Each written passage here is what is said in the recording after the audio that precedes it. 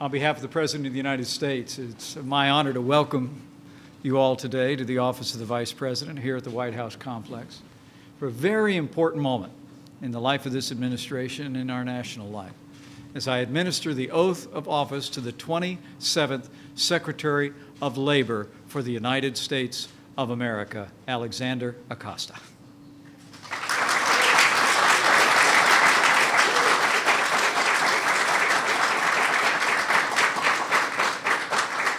We're fortunate to be joined today by his father, Rene, his wife, Jan, and their beautiful and charming daughters, Dahlia and Rosie. Would you welcome them as well?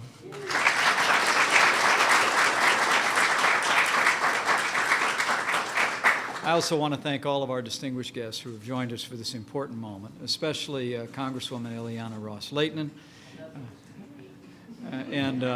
and all the Hispanic business and community leaders who are here with us today. Thank you. Thank you for being here on this historic day. You know, this Saturday marks the end of President Trump's first 100 days in office, and as this period draws to a close, it's worth reflecting for just a moment on the optimism and the progress that is sweeping across America, thanks to the leadership of President Donald Trump. For nearly 100 days, President Trump has been delivering on the promises that he made to the American people, one after another. He picked a world-class cabinet, which we're adding to today, which is working around the clock to implement an agenda to make America great again. In Justice Neil Gorsuch, President Trump kept his promise to nominate a Supreme Court justice in the mold of the late and great Justice Antonin Scalia. President Trump has been putting America first, rebuilding our military, restoring the arsenal of democracy, and he signed legislation to give our veterans the care that they deserve. In fact, in now just short of 100 days, President Trump has signed 28 bills into law, 30 executive orders, historic numbers that show that not only is President Trump a man of his word, President Trump is a man of action.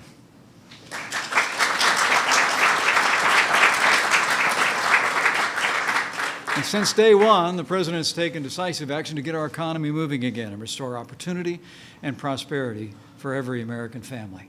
President Trump, I always like to say, has a three-part agenda: jobs, jobs, and jobs.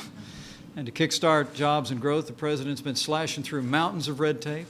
He's renewed focus even earlier today on American energy and American energy independence. And just a few short days ago, the President put forward a plan for the biggest tax cut for individuals and businesses in American history. The result?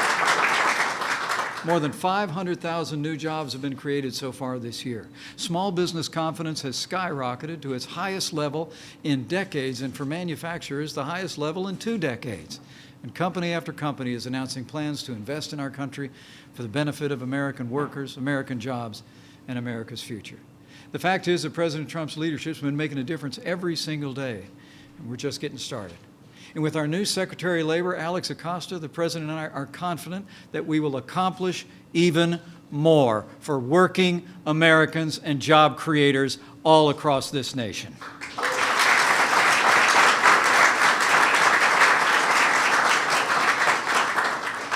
Alex Acosta is the right man at the right time to lead the Department of Labor.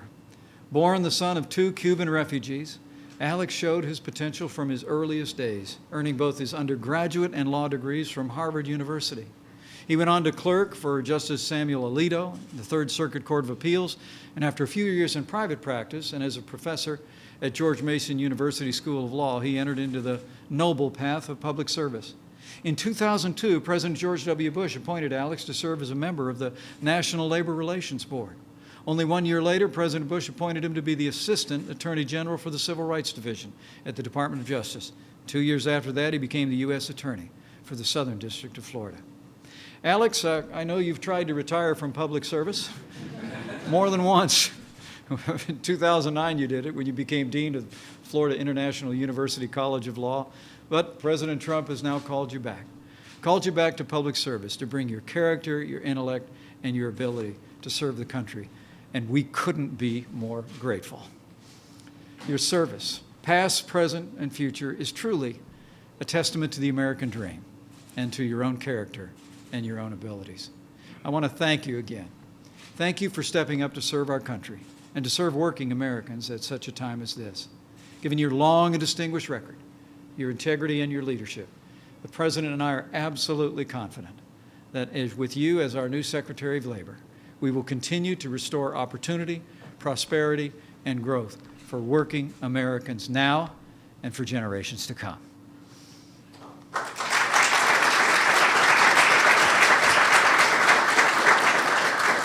And so, on behalf of President Trump, it is my great privilege to administer to you the oath of office. So step aside and we'll make it official.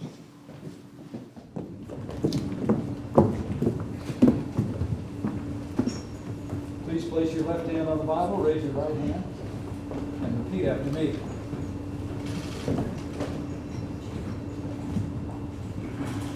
I, Alexander Acosta, do solemnly swear I, Alexander Acosta, do solemnly swear that I will support and defend the Constitution of the United States that I will support and defend the Constitution of the United States against all enemies, foreign and domestic, against all enemies, foreign and domestic, that I will bear true faith and allegiance to the same, that I will bear true faith and allegiance to the same, that I take this obligation freely, that I take this obligation freely, without any mental reservation without any mental reservation or purpose of evasion, or purpose of evasion, and that I will well and faithfully discharge the duties and that I will well and faithfully discharge the duties of the office upon which I am about to enter. of the office upon which I am about to enter. So help me God.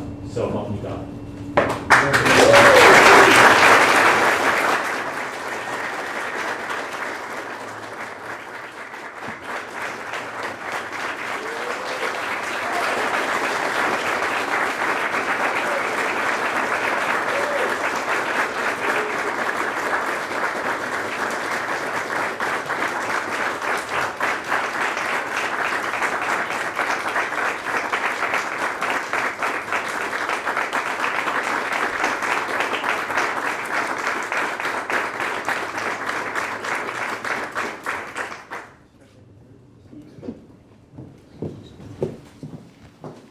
Make sure your papers are unmolested.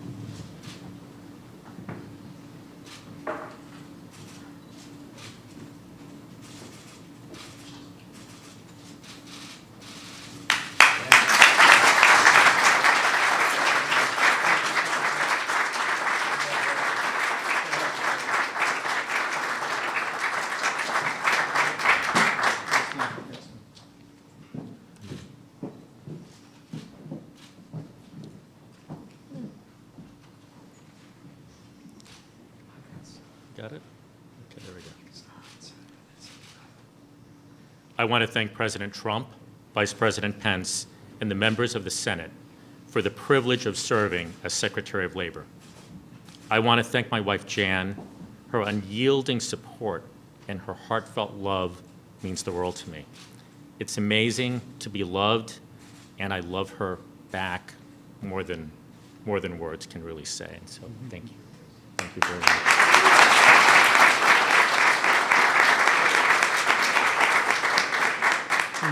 My daughters, Delia and Rosalia, are amazing. They have followed this process in their own way. When President Trump nominated me, I had to sit down and explain to them that we were, if confirmed, moving to Washington. And they wanted to know why. And so I sort of took a pause, and I tried to explain what being Secretary of Labor means in words that a 4- and then 6-year-old could understand. And this is what I said. I said, Daddy helps his students find good jobs. And so the president has asked Daddy to help people all over America find good jobs too.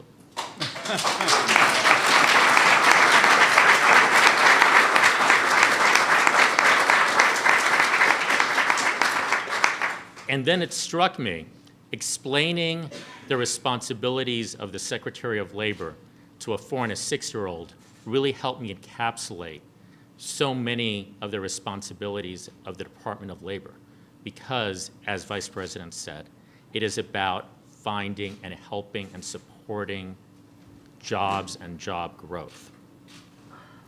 My parents fled a Cuban dictatorship in search of freedom. They met in high school, they fell in love, and they married young. Neither attended college. What an amazing nation this is, that the son of refugees who forewent an education to support a family could be standing here in this room taking this oath administered by the Vice President of the United States. That is what America is about.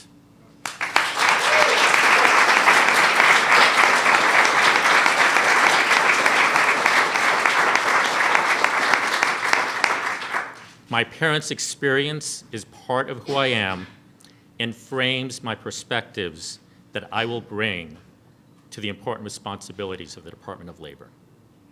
We have a lot of work to do. Too many Americans have seen jobs go overseas. Too many Americans have seen jobs filled by foreign workers. And too many Americans see that jobs are available, but that they don't have the skills or the experience to fill those jobs. The skills gap is real and needs to be addressed. Supporting Americans' ability to find good jobs, safe jobs, is a priority for President Trump, for Vice President Pence, and for me. I am honored and I am profoundly humbled to be called in service of this important effort. Thank you very much.